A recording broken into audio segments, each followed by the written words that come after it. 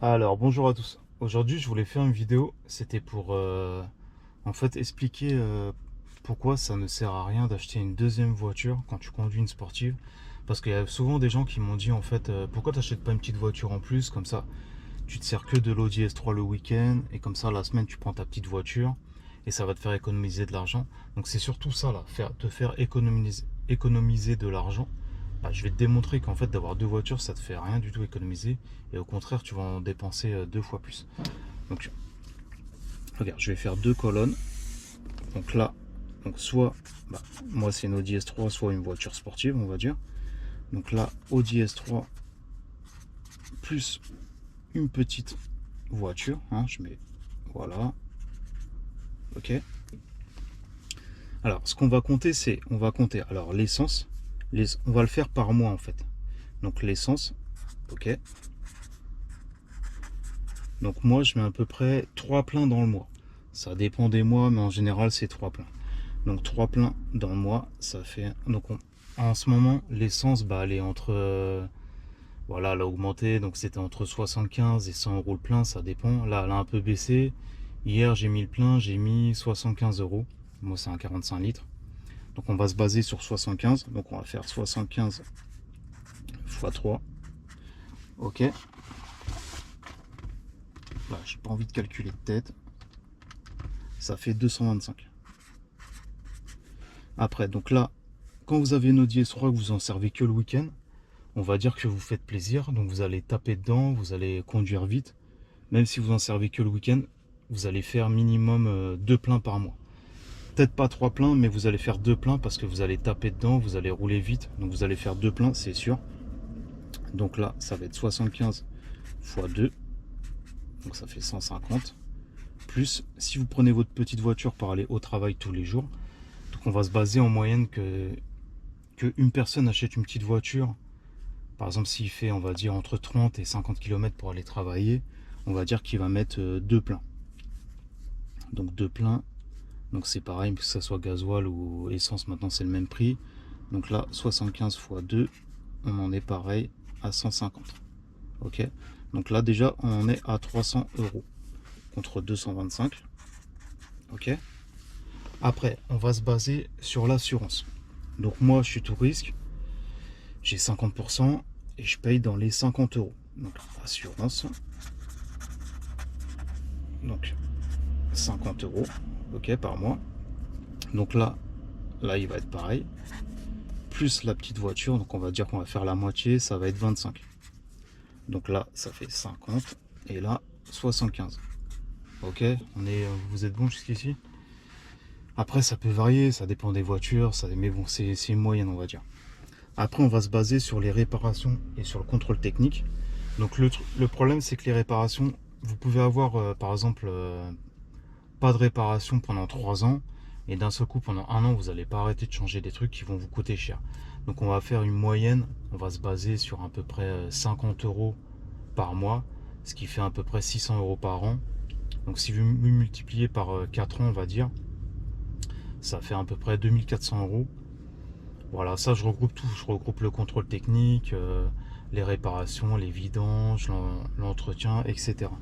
Donc par mois, donc on va dire, alors CT plus, je mets R, réparation, on va dire 50 euros par mois. Donc là vous les avez encore. Et par contre là, que ça soit une petite voiture, bah, ça sera le même prix. Donc là on en est à 50 et là 100 euros. Ok. Donc déjà on va faire le total de ça, des dépenses tous les mois. Donc là on en est à 325 euros. Donc voilà, ma voiture, mon Audi S3 de rouler tous les jours, elle me revient à 300 euros par mois. Ok. Et là, donc ça fait 300, 400, ça fait 475. Là, on est à 475 le total pour une voiture que tu te sers que le week-end et une petite voiture que tu te sers que la semaine. Voilà, par mois. Donc ça fait une différence de... Ah, des fois, j'ai pas envie de calculer. Attendez. Ça fait une différence de 150 euros. Ok. Donc si tu fais multiplier par 12... Merde, j'ai fait n'importe quoi. 150 multiplié par 12... Voilà, on en est à 1800 € en plus.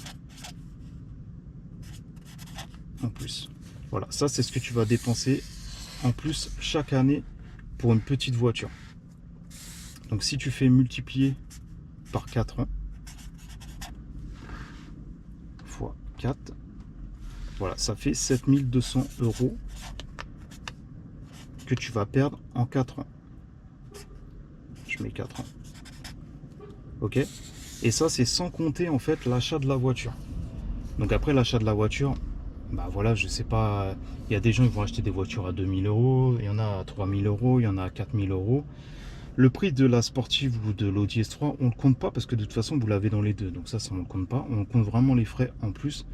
Donc la petite voiture, bah, je sais pas, si vous l'achetez 2000 €, bah, vous rachetez 2000 € à cette somme-là. Si vous l'achetez 5000 à cette somme-là, etc. Donc on va dire, on part en moyenne sur une petite voiture. Si vous achetez, on va dire, une Twingo par exemple, une Twingo d'occasion qui est à peu près en bon état, on va dire.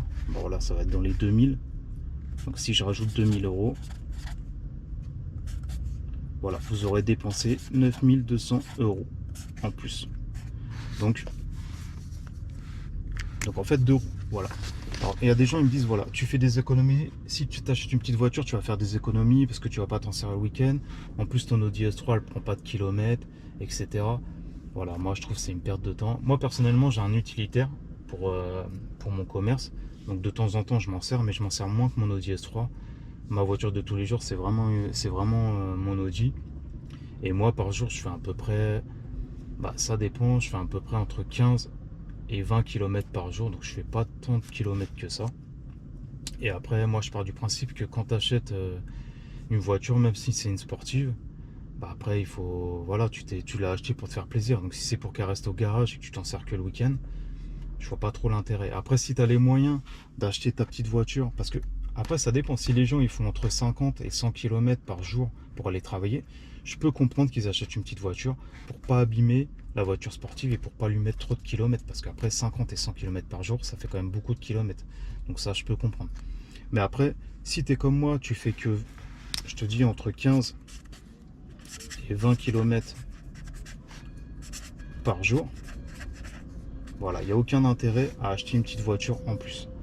Il n'y a pas d'intérêt. Ça, en fait, je voulais faire la vidéo, c'est seulement si tu te demandes s'il faut acheter une petite voiture en plus de ta voiture. Après, si tu l'as déjà, tant mieux, il n'y a pas de souci. Tu peux t'en servir, il n'y a pas de problème. Mais après, si tu te demandes la question, est-ce que tu dois acheter une autre voiture en plus pour pas abîmer la tienne ou pour économiser de l'argent, tu ne vas pas économiser de l'argent. Au contraire, je te dis, sur 4 ans, tu vas perdre quasiment 9200 €. Voilà, quasiment 10 000 €. Et encore, j'ai été gentil dans les exemples parce que j'ai pas, voilà, j'ai pas gonflé tout ça, etc. Mais voilà, donc c'était une vidéo assez rapide, mais comme j'entends souvent des gens qui me disent, ouais, mais pourquoi tu roules tous les jours avec, tu l'abîmes. Écoute, une voiture c'est fait pour rouler, hein. De toute façon, que tu vas lui mettre 30 000 km en 4 ans, bah c'est pas ça qui va la décoter plus que ça. Elle va se décoter légèrement, mais c'est pas, si une voiture de toute façon c'est fait pour rouler. J'ai jamais vu de voiture où tu l'achètes et après 4 ans après tu as gagné de l'argent. Une voiture tu perds tout le temps, hein. Même des voitures de collection, à part si la voiture elle a 40 ans, tu perds de l'argent. Voilà, bah dites-moi ce que vous en pensez dans les commentaires. Comment vous réagissez par rapport à ça? Si mes exemples ils sont bons, comment vous voyez ça? Et voilà, bah j'attends vos réponses. Dites-moi ce que vous en pensez et je vous dis à la prochaine pour une autre vidéo. Ciao!